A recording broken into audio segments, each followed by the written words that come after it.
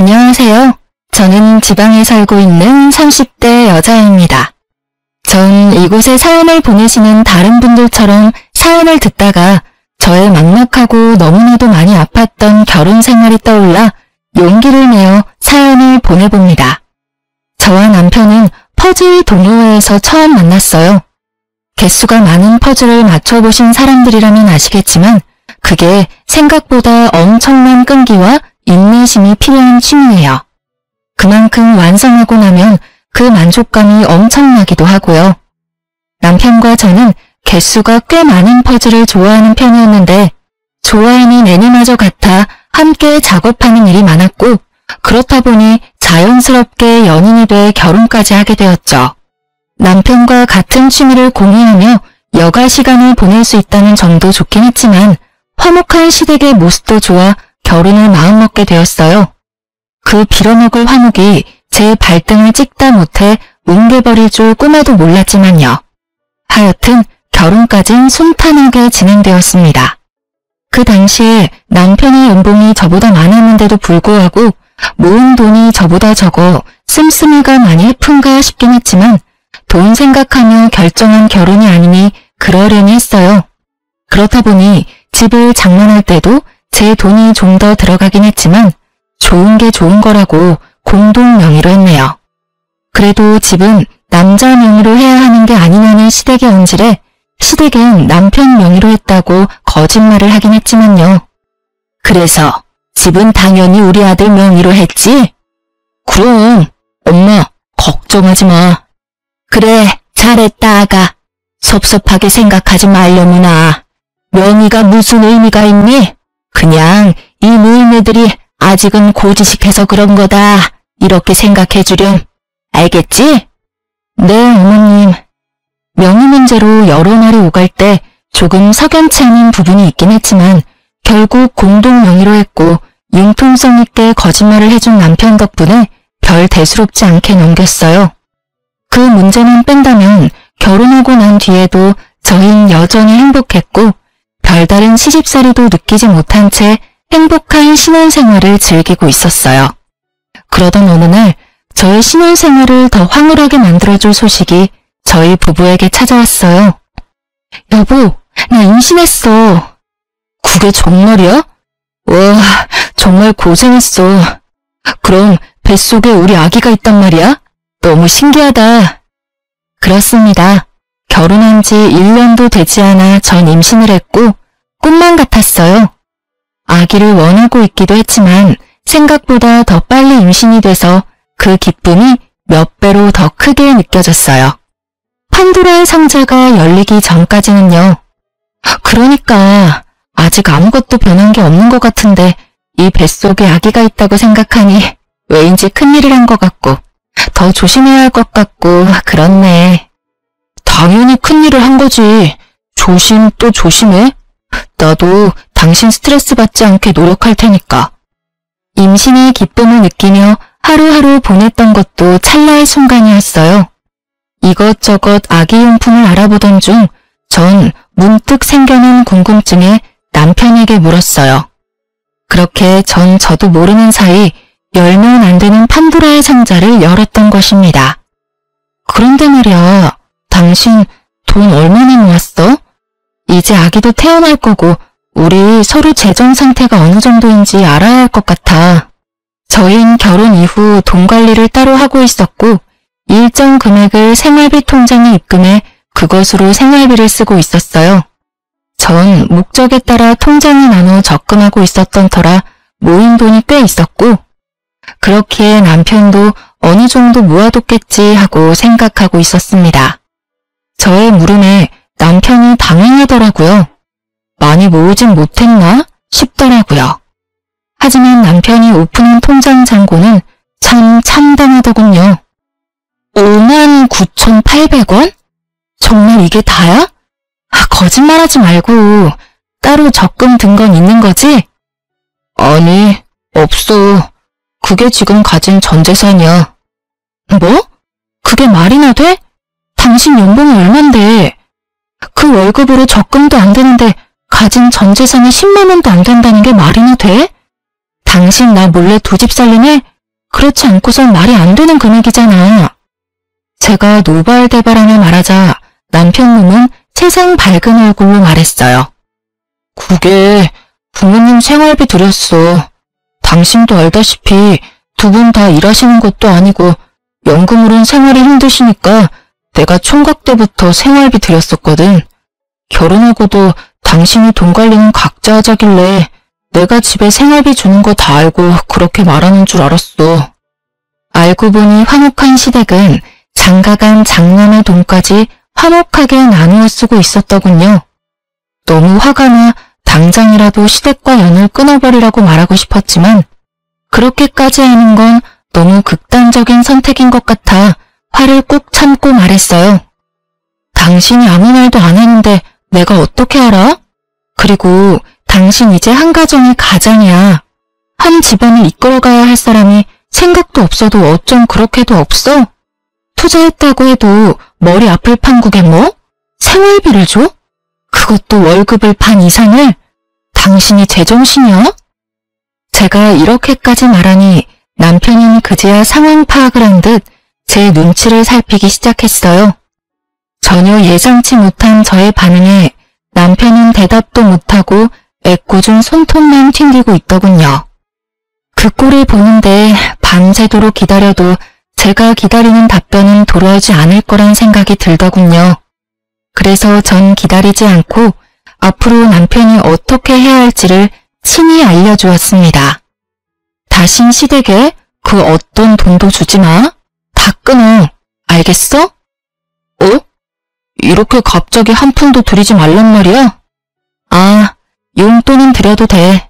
단 30만 원은 넘기지 마. 30만 원으로 어떻게 생활하셔? 그렇게는 못해. 아, 그래? 그렇게 부모님께 생활비 드리고 싶으면 나랑 이혼하면 되겠네. 난 가정도 내팽개치고 효도하는 남자랑은 못 사니까 말이야. 이혼? 무슨 이런 일로 이혼까지 해. 이때까지 키워주신 부모님께 생활비 드리는 게 그렇게 나쁜 일이야? 나쁜 일이야. 나한테 그거보다 나쁜 일은 없다고. 그렇게 부모님께 효도하고 싶었으면 나랑 결혼을 하지 말았어야지. 가정을 만들어 놓고 당신 부모님께 돈 다 갖다 바치면 우리 가정은 어떻게 살아가? 생각을 좀 해, 제발. 당신이 우리 집 가장인 걸 잊지 말란 말이야. 하여튼 난 분명하게 말했다. 또다시 이런 일 만들면 이혼이야. 난 두 번 기회는 주지 않으니까 그렇게 알고 당장 다음 달부터 돈 들이지 마. 알겠어? 알겠어. 남편은 그래도 이혼은 하기 싫었는지 기어들어가는 목소리로 알겠다고 하더군요. 그 후 전 불시에 남편의 통장 잔고를 확인하기 시작했고 남편은 다행스럽게도 통장 잔고를 잘 지키고 있었어요. 통장 잔고를 잘 지켜낸 대신 절 지켜내진 못했지만요. 시댁에선 저의 입김으로 넉넉하던 생활비가 30만 원으로 바뀌어버린 것을 알아버렸고 그 덕에 전쟁보다 더 큰 난리가 났더군요. 당연했겠죠. 늙은 시부모님들부터 젊은 시누이까지. 일하는 사람은 단 한 명도 없이 남편 생활비로 생활하다 하루아침에 돈줄이 막혔으니 난리가 날 수밖에요. 이때부터였죠. 화목하고 다정하던 시댁 식구들이 입만 열면 돈 타령만 하는 돈벌레가 되어버린 것은요. 어머님과 시누이는 틈만 나면 전화로 돈 타령하기 시작했어요. 어머님, 무슨 일이세요? 무슨 일? 그걸 몰라서 묻니? 넌 왜 우리 아들 돈도 마음대로 못 쓰게 하니? 왜 너 때문에 화목하던 우리 집이 쑥대밭이 되어야 하냐고? 어머님, 이제 어머님 아들이 장가를 갔어요. 심지어 내년엔 한 아이의 아빠도 되고요. 그런 아들의 돈이면 어머님이 나서서 안 줘도 된다고 해야 하는 거 아닐까요? 그렇게 아들 돈이 쓰고 싶으셨으면 장가를 보내지 마셨어야죠. 장가는 보내시고 돈은 계속 받아 쓰시는 게 말이 된다고 생각하세요?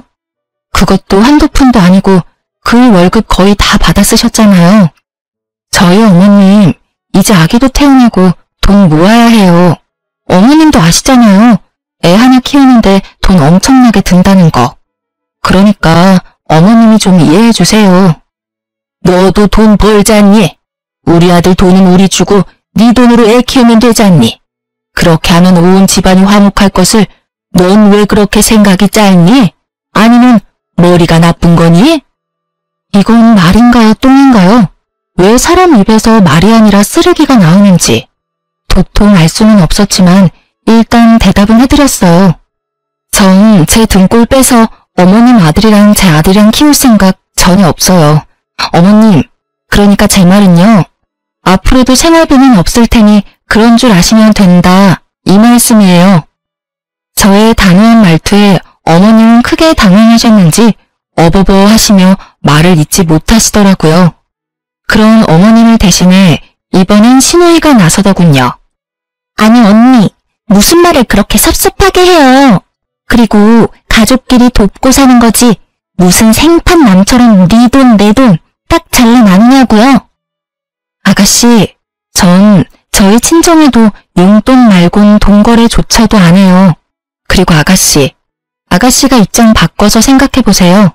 아가씨의 미래의 배우자가 자기가 버는 돈은 전부 자기 집에 가져다주고 정작 가정에 쓰이는 생활비를 포함해 애 교육비 전부를 아가씨에게 감당을 하면 아가씨는 웃으면서 할 수 있겠어요?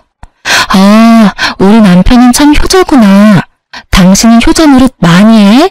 내가 애도 키우고 돈도 더 많이 벌어오도록 노력해볼게. 할 수 있겠냐고요. 그건 왜 그렇게 극단적이게 예를 들어요? 극단적인 게 아니라 지금 제가 처한 상황이에요, 아가씨.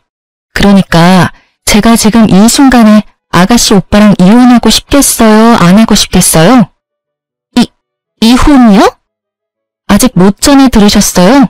저 아가씨 오빠가 시댁에 또다시 돈 갖다 바치면 이혼하자고 했거든요. 그런데 지금은 돈이고 나발이고 그냥 이혼하고 싶네요. 언니, 지금 이혼을 빌미로 우리 협박하는 거예요? 그렇게 들리셨대도 어쩔 수 없고요. 아가씨, 저 좀 바빠서 그러는데 더 할 말 없으면 끊을게요. 정말 조심 또 조심해야 하는 시기에 이런 전화를 받는 일은 허다했고 반복되는 말이 안 되는 소리에 대꾸도 하고 싶지 않아 전화를 무시하면 아버님을 저희 집으로 보낼 압박을 하더군요. 아버님, 저희 집까지 무슨 일이세요? 무슨 일은? 내가 내 아들 집에 오는데 무슨 이유가 있어야 하는 게야? 그런 건 아닌데 다저녁 때 연락도 없이 오셔서 무슨 일인가 해서요. 저녁은 드셨어요? 당연히 못 먹었지. 돈이 있어야 끼니도 챙겨 먹고 다니는 거지. 돈도 없는 노인네가 어떻게 끼니 때마다 챙겨 먹고 다니겠어. 단번에 알 수 있었죠. 어머님이 보내서 오셨구나 하고요. 그렇지 않고서야 저녁 시간에 아버님이 굳이 저희 집에 찾아오실 이유는 없으니까요. 그럼 식사하고 가세요. 제가 금방 차려드릴게요. 됐다. 입맛도 없어. 너 같으면 지금 내가 입맛이 있겠느냐? 아휴, 아버님. 그래도 식사는 하셔야죠. 됐다고 하지 않느냐? 그러지 말고 여기 좀 앉아보거라. 이야기 좀 하자꾸나. 네, 말씀하세요. 분위기는 얼추 만들어졌고 아버님이 본격적인 이야기를 꺼내려는 순간 타이밍 좋게 남편이 돌아오더군요. 남편은 어머님과 신우의 계속되는 괴롭힘을 알고 있어 그렇지 않아도 제 눈치를 살피느라 눈알이 돌아갈 지경이었는데 집에 아버님이 계시는 것을 보곤 눈을 감아버리더군요. 아마 그 짧은 순간 제 표정을 읽은 것이었겠죠. 제 표정은 억지 웃음은 짓고 있지만 썩어가고 있었으니까요. 아버지, 어쩐 일이세요? 어쩐 일이긴 지나가는 김에 들렸다. 하고 싶은 말도 있고. 저랑 이야기하세요, 저랑. 이 사람 임신 초기라 조심해야 한다고. 나오세요. 제가 맛있는 거 사드릴 테니까 그거 드시면서 이야기해요. 이 녀석이 왜 사람을 잡아 끌어? 그냥 좀 나오시라고요. 남편은 아버님을 끌고 나가다시피 해서 나가더군요. 저라고 왜 이 상식이 통하지 않는 시댁을 보며 이혼 생각을 하지 않았겠어요? 진짜 확 이혼을 해버릴까 하는 순간마다 나타나 제 편이 되어주는 남편이 있기에 한 한 번만 더 참자고 하다 보니 저도 모르는 사이 갈 때까지 가고 있더라고요. 참지 말았어야 했는데 아니다 싶을 때 이혼해야 했는데 말이죠. 하여튼 정말 시댁은 누구 하나 제정신인 사람이 없는 집구석이었어요. 상황이 이렇게 되자 일은 일대로 손에 잡히지 않고 입덧도 하지 않는데 음식이 넘어가지 않더라고요. 병원에선 이러다 정말 큰일 난다고 조금이라도 먹으라며 당부를 하기 시작했어요. 전 아기를 생각해 억지로 음식을 섭취했어요. 그야말로 살려고 먹었죠. 그런 제 노력도 모두 물거품이 되어버렸지만요. 그날은 시댁에서 오는 모든 연락과 만남을 피한 지 5일째 되던 날이었는데 웬일인지 아침부터 불이 나야 할 휴대전화가 조용하길래 이상하다 싶었죠. 이대로 포기할 사람들론 보이진 않았으니까요. 그렇다고 먼저 나서 전화해볼 수도 없으니 답답하고도 무섭더라고요.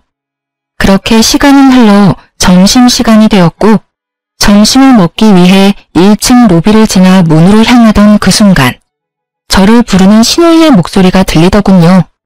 저는 설마 하는 마음에 뒤를 돌아봤고 거기엔 두 눈에 쌍심지를 켜고 저를 바라보는 신우가 있었습니다. 언니. 아가씨, 여기까지 오시면 어떡해요. 나도 오죽했으면 여기까지 왔을까. 저도요, 바쁘다고요. 그러게 전화만 받았어도 이런 일은 없잖아요. 아니, 생활비만 줬어도 이런 일은 없었다고요. 아니 아가씨, 여러 번 반복해서 말하는데 생활비 못 준다니까요. 제가 꼼짝도 하지 않고 끝까지 돈을 주지 못한다고 하자 급기야 아가씨는 내 윗옷을 잡고 흔들며 악을 쓰기 시작하더라고요. 그럼 우리는 어떻게 하라고요? 연금 조금이랑 용돈 30만 원으로 어떻게 살아요? 지금 우리 집 꼴이 어떤 줄이는 알아요? 언니 고집 때문에 쑥대밭도 그런 쑥대밭이 없다고요. 어떻게 책임질 거예요? 그걸 왜 제가 책임을 져요? 그렇게 쑥대밭이면 아가씨가 일을 하시면 되자... 신우이에게 윗옷이 잡힌 채로 말다툼을 하던 저는 갑자기 아랫배에서 참지 못할 고통이 전해지며 그 자리에 쓰러지다시피 주저앉았고 제가 앉은 자리에 다리를 타고 흘러내리던 피가 한 방울씩 고이기 시작하더군요. 네, 전 결국 유산을 하고 만 것이었어요. 이렇게 급한 상황에 신우이란 사람이 한 말과 행동이 정말 가관이었습니다. 그러게 누가 남의 돈줄 트라마 그래요? 다 벌 받은 거라고요. 거짓말 하나 보태지 않고 딱 이렇게 말을 하고선 뒤돌아가는데 정말 일어설 수만 있다면 머리끄덩이를 잡아버리고 싶더라고요. 전 결국 동료들이 119에 연락을 해주어 무사히 병원으로 옮겨졌고 출혈은 많았지만 빠른 처치 덕분에 위험한 상황 없이 치료받고 집으로 돌아올 수 있었어요. 집에 돌아온 저는 아기를 잃었다는 상실감에 아무것도 할 수가 없었어요. 전 회사에 휴직계를 냈고 회사에서도 이해한다며 충분히 쉬고 돌아오라고 하더군요. 하물며 생판 남인 회사에서도 이렇게 저를 보듬어주는데 가족이란 인간들은 참 해도 해도 너무하더군요. 돈 내놓으라며 하루가 멀다고 전화하고 찾아오던 사람들이 몸은 괜찮냐는 전화는커녕 문자 한 통이 없었습니다. 시댁 인간들에게 기대할 것도 없다고 생각했는데 막상 그런 상황에 연락조차 없으니 아직 남은 기대가 있었었는지 실망이 크더군요. 여보, 괜찮아? 많이 힘들지? 어디 아픈 데는 없어? 아픈 데는 없어. 그냥 마음이 좀 그렇네. 그런데 요즘 어머님이랑 아가씨랑 무슨 일 있으셔? 연락도 없으시고. 아버지랑 해서 다 같이 해외여행 가셨어. 아마 다음 주나 돼야 돌아오실 거야. 남편의 말을 듣고 있는데 할 말이 없더라고요. 아니, 하고 싶은 말이 없더라고요. 제가 누구 때문에 아기까지 잃었는데 사과는커녕 안부 연락 한 통도 없더니 해외여행 중이었다니. 참 대단하신 분들이라 생각했어요. 도대체 돈은 어디서 나서 해외여행식이나 가신 것인지 남편에게 묻고 싶었지만 아기도 이른마당에 그깟 돈이 뭐가 되수냐 하는 생각이 들며 전 그냥 입을 다물었습니다.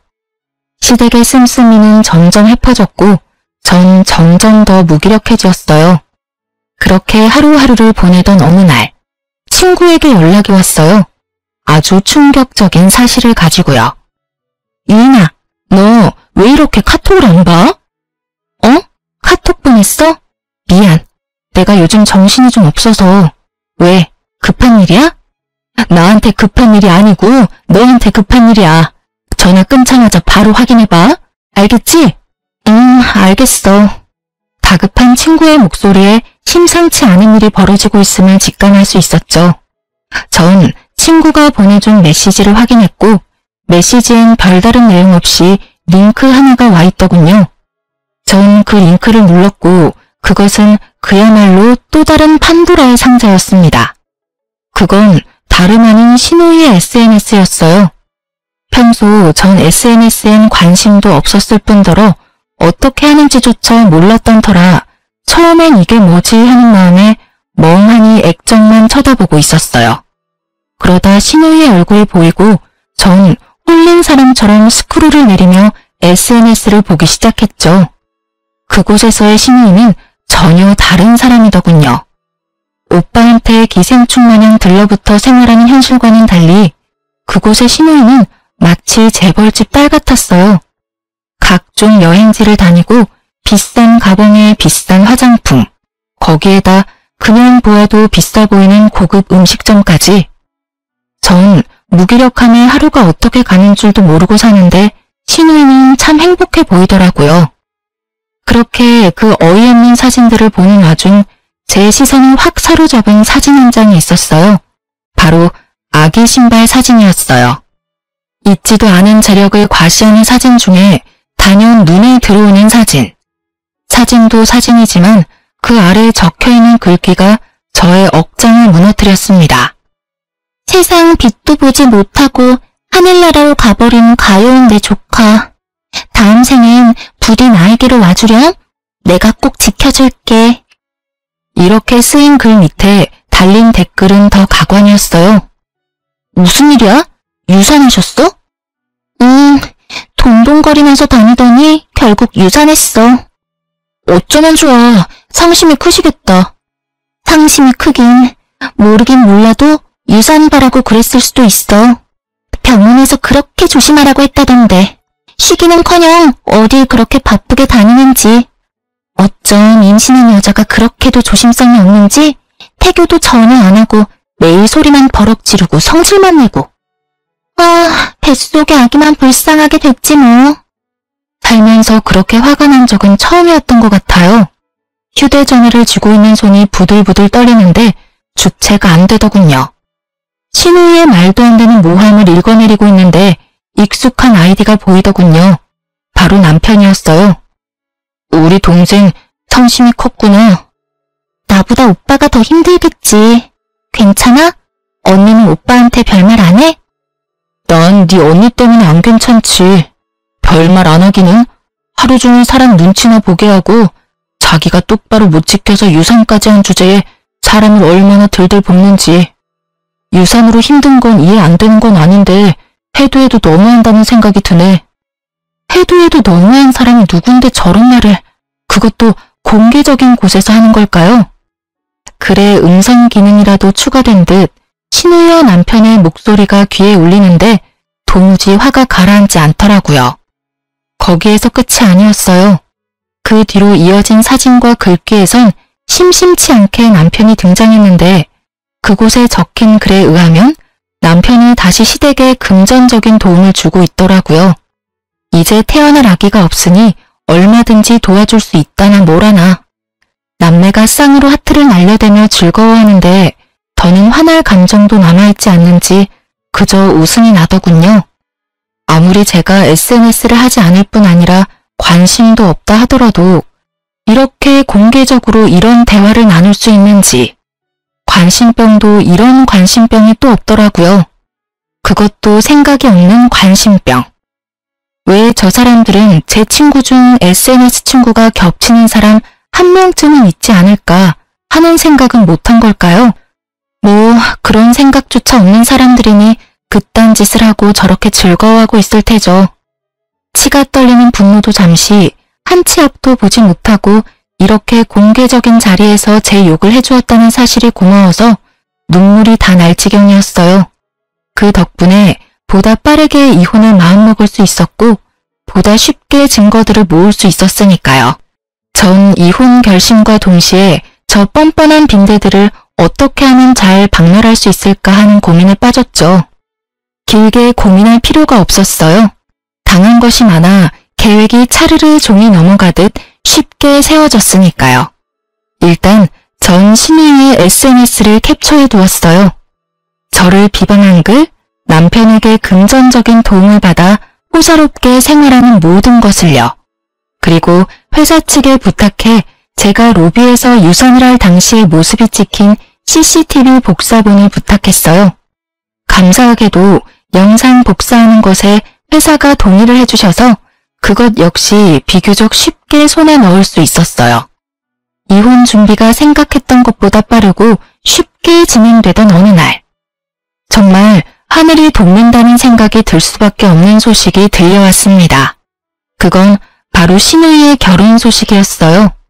웬일로 연락이 와 집으로 오라고 하더니 그 기쁜 소식을 전해주는데 자칫하면 신우이를 끌어안을 뻔했지 뭐예요?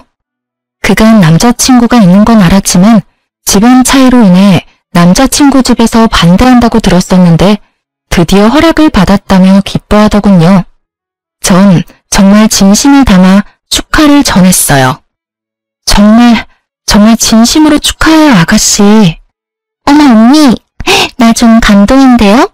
이렇게나 기뻐해 줄 거라 생각도 못했는데 고마워요, 언니. 다른 사람도 아니고 아가씨가 결혼 허락을 받았다는데 당연히 기쁘죠. 그래서 상견례는 언제예요? 아직 정확한 날짜는 안 정했어요. 왜요?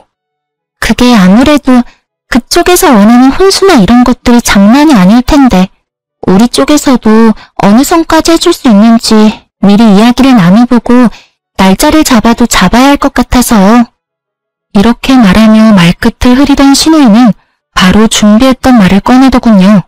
아무것도 모르던 시절의 저였다면 노발대발 화를 냈겠지만 전 끝까지 인자한 미소를 잃지 않고 신우이의 이야기를 들어주었죠. 그래서 말인데 오빠, 그리고 언니, 나 결혼할 때 돈 좀 해주면 안 될까? 알다시피 나 모아둔 돈은커녕 생활비도 없잖아. 그럼 내가 무슨 돈으로 혼수를 준비해. 그렇다고 엄마 아빠가 뼈 빠지게 모아서 마련한 이 집에 손을 댈 수도 없고 이번에 나 도와주기만 하면 내가 1년 안에 갚을 수 있어. 내 남자친구 집 엄청 부자야. 내가 그 집에 시집만 가잖아? 그럼 다 끝나는 거야. 남자 살살 구슬려서 돈 뜯어내는 거 식은 죽 먹기지. 모르긴 몰라도 그 돈 원금은 물론이고 이자까지 두둑히 쳐서 갚아줄 수 있다니까. 상상의 나래에 빠져 소설과 같은 허상을 입으로 읊어내는 신우이와 그런 신우이의 이야기를 세상 진지하게 듣고 있는 남편을 보는데 웃음이 튀어나오려는 걸 얼마나 참았는지 몰라요. 전 그저 망상으로 가득 찬 취집충이 생겨나는 과정을 감탄까지 하며 구경하고 있었고 남편은 곰곰이 생각을 하는 듯 하더니 입을 떼더군요. 일단 네가 무슨 말을 하는지는 대충 알겠고 자세한 이야기는 나중에 하자. 한두 푼도 아니고 생각할 시간이 필요해. 생각할 시간이 아니라 제 귀가 없는 시간이 필요하다는 걸 전 알고 있었습니다. 남편은 그 돈을 안 해줄 리 없었으니까요. 저의 예상은 틀리지 않았고 늦은 밤 남편의 전화를 엿들을 수 있었죠. 수화기 너머 신우이의 목소리가 얼마나 까랑까랑한지 마치 제가 통화하는 것처럼 잘 들리더군요. 야, 넌 생각이 있어 없어? 그런 이야기를 내 와이프 있는 데서 하면 어떡하자는 거야? 나도 말하고 아차 싶었어. 언니가 오늘따라 유난스럽게 표정이 인자해서 나도 모르게 말이 술술 나와버렸지 뭐야? 왜? 언니가 뭐라고 해? 설마 나 돈 절대로 해주지 말래? 아니, 다행스럽게도 그런 말은 없긴 했는데 혹시 또 모르는 일이니까 와이프 앞에서 돈 이야기는 꺼내지도 마라. 알겠어? 알겠어. 조심할게. 그러면 나 결혼 자금은 오빠가 해주긴 할 거지? 그럼 내가 해주지 누가 해주냐? 넌 그런 걱정하지 말고 시집가서 잘 살 걱정이나 해. 우리끼리 하는 말이지만 네가 이번 기회 놓치면 그런 집에 시집가는 거 불가능에 가까워. 그건 너도 알지? 나도 잘 알거든. 그러니까 그 반대를 하는데 꼭 참고 기다렸지. 그래도 나 대단하지 않아? 결국엔 내 혼자 딱 만들잖아. 내가 생각해도 난 정말 대단해. 어떤 면에선 참 대단하다. 결혼까지 갈 거라곤 생각도 못했는데. 어찌되었든 네 언니한테 비밀이야. 알겠다니까. 걱정 마. 다른 것도 아니고 내 미래가 달린 일인데 어련히 알아서 조심하지. 그래, 오빠가 대출받는 대로 보내줄 테니까 그런 줄 알고 끊쳐. 역시 남편은 저에게 아무 말도 하지 않고 신우이에게 돈을 해주었어요. 어쩜 그렇게 멍청한지 남편은 제가 자신의 공인인증서 비밀번호를 알고 있다는 사실도 잊은 채 통장 거래를 활발하게도 하더군요. 이 금융권에서 대출을 받고 그 돈을 10원도 남기지 않고 신우이에게 입금한 내역을 보는데 어깨춤이 절로 쳐지며 응원까지 하게 되더군요. 남편 인생이 남편 손으로 나락으로 가는 꼴이라니. 그것보다 더 신나는 구경거리는 또 없었으니까요. 돈을 마련한 신우이는 상견례를 무사히 마쳤고 혼수 목록이 생각보다 어마해 신우이도 대출을 받아 목록을 겨우 채운 것 같았어요. 그렇게 시댁엔 웃음꽃이 피어나고 있더군요. 저에게도 웃음꽃이 피어났죠. 이제 빈대 박멸의 시간이 되었으니까요. 전 차곡차곡 모은 신우이의 개차반과도 같은 행실에 관한 증거를 신우이의 예비 신랑에게 보내주었습니다. SNS 메시지로요. 참 편리했어요. 전화번호도 아무것도 모르는데 이렇게나 간편히 연락을 할 수 있다니. 전 증거를 보내주면서 제 전화번호도 남겼어요. 얼마나 흘렀을까요? 신우이의 예비 신랑에게서 연락이 왔더라고요. 여보세요? 누구시죠? 저 보내주신 메시지 보고 연락드렸습니다. 아, 네, 안녕하세요. 다 보셨나요? 다 봤으니 연락드렸죠. 신우이도 엄연한 가족인데 이런 내용을 보내시다니. 솔직하게 말씀드리죠. 사실 그쪽이 미친 여자라고도 생각하고 있습니다. 그런데 이렇게까지 디테일하게 모아서 보낸 걸 보니 그냥 무시하고 넘길 수도 없어서 연락드렸어요. 충분히 이해합니다. 그런데 생각하시는 가족과는 거리가 멀어서요. 오죽했으면 제가 그런 걸 보냈을까요? 연락 주시면 보내드리려고 준비한 사진하고 음성 파일도 있으니 그거 바로 보내드릴게요. 그것까지 확인해 보시고 잘 결정하세요. 제가 이래라 저래라 할 입장은 아니지만 부디 옳은 결정하시길 바랄게요. 전 전화를 끊은 뒤 제가 사기꾼이나 이상한 사람은 아니라는 것을 증명해줄 결혼식 때 시댁 식구들과 찍은 가족 사진과 음성 파일을 보내줬어요. 그 음성 파일은 신우이의 호출로 시댁에 갔을 당시 기껏해야 이혼 시 증거로 제출할 목적으로 녹음하려고 준비했던 것인데 아무것도 모르는 신우이가 대박 증거를 준 것이었죠. 결혼만 하면 돈을 빼돌려 원금의 이자까지 주겠다는 내용이 아주 선명하게 녹음되어 있는 신우이의 민낯의 진실이 고스란히 녹음된 파일이었어요. 모든 것을 확인한 신우이의 예비신랑은 저를 믿을 수 있게 되었는지 사과와 함께 고마운 마음을 전해왔어요. 다 확인했습니다. 제 인생을 구해주실 분인 줄도 모르고 아까는 죄송했습니다. 워낙 믿을 수 없는 내용이다 보니 제가 날이 좀 서 있었어요. 아까도 말했듯이 이해해요. 어떻게 믿을 수가 있겠어요? 자신이 사랑하는 여자가 그렇게나 염치도 양심도 없는 사람이란 걸요. 정말 몰랐습니다. 변변한 직장이 없는 것도 그 여자 말처럼 신부 수업을 하느라 그만둔 줄로만 알았고 혼수 마련도 아무 말 없이 진행하길래 당연히 그 정도의 능력은 되는 줄 알았습니다. 뒤에선 그런 생각을 하는지 정말 꿈에도 알지 못했어요. 그리고 유산하신 이유도 정말 몰랐습니다. 그렇게나 독한 여자라고는 상상도 못했으니까요.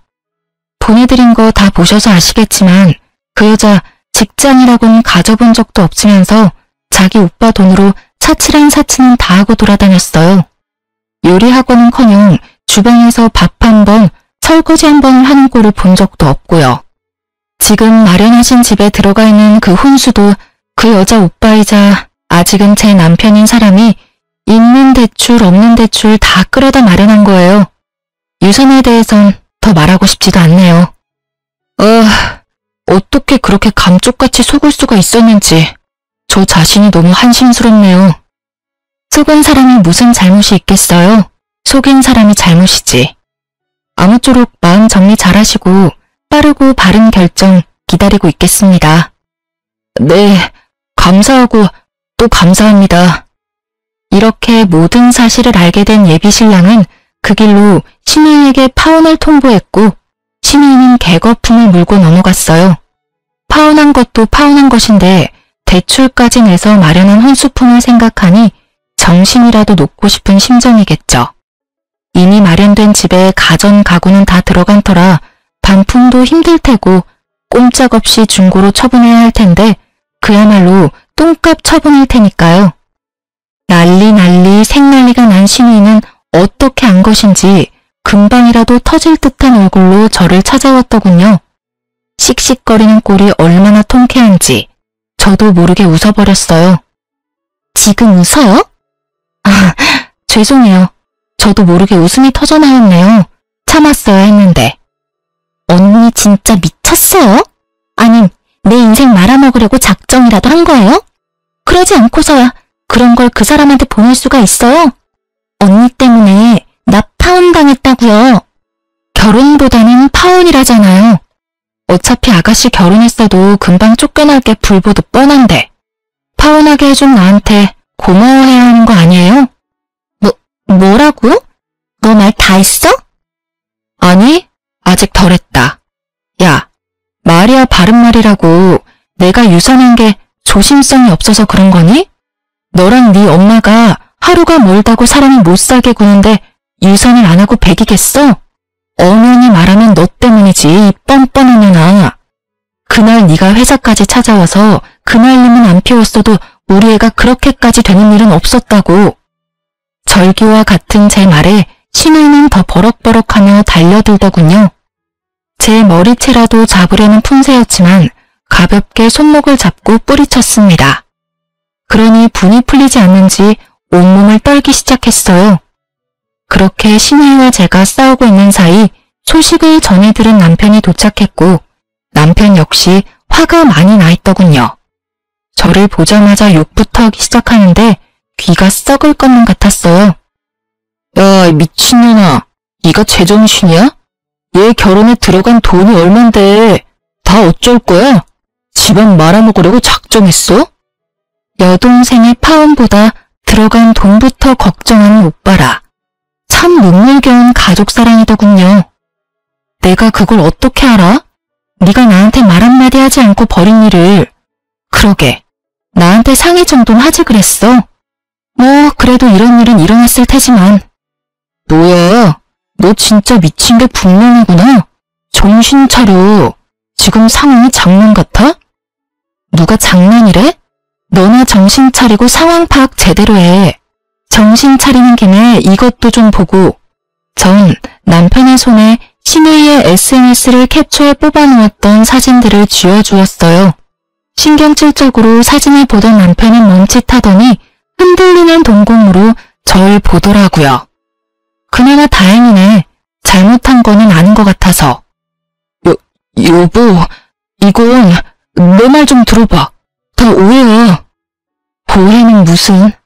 친히 오해할 수도 없게 이렇게 글로 남겨줘서 얼마나 고마운지 몰라. 우리 이혼해. 난 더는 당신 같은 인간을 포함해 당신 집이랑 한 가족으로 엮이고 싶지 않아.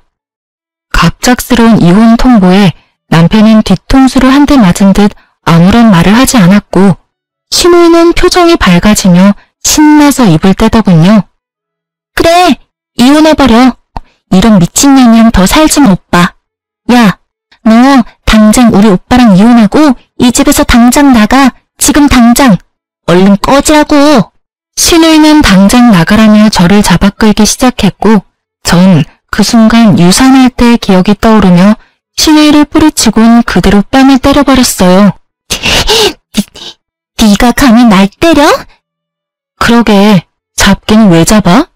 그렇지 않아도 때리고 싶은 거 참고 있었는데 누가 부채질 하래? 그리고 내가 왜 이 집에서 나가? 나가려거든 너랑 네 오빠가 나가야지. 우리가 왜 나가? 여긴 우리 오빠 집인데. 유산하더니 정말 미치기라도 한 거야? 아참, 너희 가족들은 이 집이 이 인간 명의라고 알고 있지? 그래서 그렇게 표정이 밝았던 거구나. 잘 들어. 내가 아주 충격 가득한 진실을 말해줄 테니까. 충격 가득한 진실? 그래, 사실 여기 내 명의야. 애초에 네 오빠 단독 명의였던 적은 없었다고. 그렇습니다. 저희가 살고 있던 집은 공동 명의에서 제 명의가 되어버린 지 오래였어요. 임신하고 난 뒤 남편이 시댁으로 돈을 주고 있었다는 사실을 안 저는 남편을 설득해 집부터 제 명의로 바꿔놨었어요. 공동명의라 집으로 장난을 칠 순 없겠지만 그래도 혹시 모르는 불상사를 막기 위한 선택이었죠. 그 선택이 훗날 이렇게 절 웃게 만들지는 꿈에도 몰랐네요. 뭐라고? 그럴 리가 없잖아. 분명 우리 오빠 명의라고 했는데.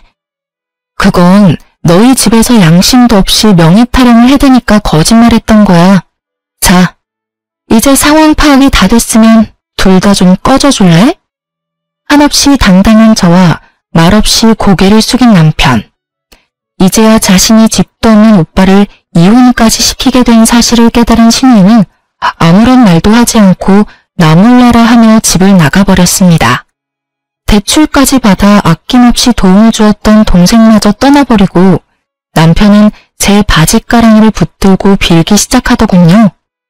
여보, 내가 잘못했어. 그땐 나도 제정신이 아니었어. 당신도 알 거 아니야. 그때 얼마나 힘들었는지. 나도 아기 아빠였는데 그 심정이 오죽했겠어. 상실감이 너무 크고 너무 슬퍼서 누구라도 탓할 사람이 필요했어. 그래도 당신을 탓하면 안 되는 거였는데 정말 미안해 여보. 아, 슬펐구나. 상실감도 크고 그런 사람이 가족들한테 또 돈을 줬어? 이젠 아기도 없으니 다시 생활비 줄 수 있다면서? 그건 당신도 알잖아. 우리 집 진짜 내 도움이 없으면 생활도 안 된다고. 그런 거 뻔히 알면서 모르는 척하기가 힘들었어. 그럼 나는 신경도 안 쓰였어? 그리고 그런 상황이면 아가씨가 일을 하면 되는 일이잖아. 젊은 아가씨가 생활비도 없으면서 그렇게 놀고 먹는다는 게 상식적으로 말이 돼? 무슨 재벌집 막내딸이라도 된대? 그 어린애를 무슨 일을 시켜. 아직도 정신을 못 차렸구나. 그 어리다는 애가 오늘 아침까진 예비 신부였어, 이 사람아. 그리고 내가 깜빡했는데 당신 아가씨 결혼 자금도 준 거 나 다 알고 있어. 이런데도 용서해달라고? 그럼 어떻게 해. 그런 집 놓치면 한평생 후회할 텐데. 그러지 말고 여보, 나 한 번만 용서해줘. 앞으로 이런 일 진짜 없을 거야. 진짜야. 내가 그랬지? 다시 한번 시댁 돕는 일 있으면 그땐 바로 이혼이라고.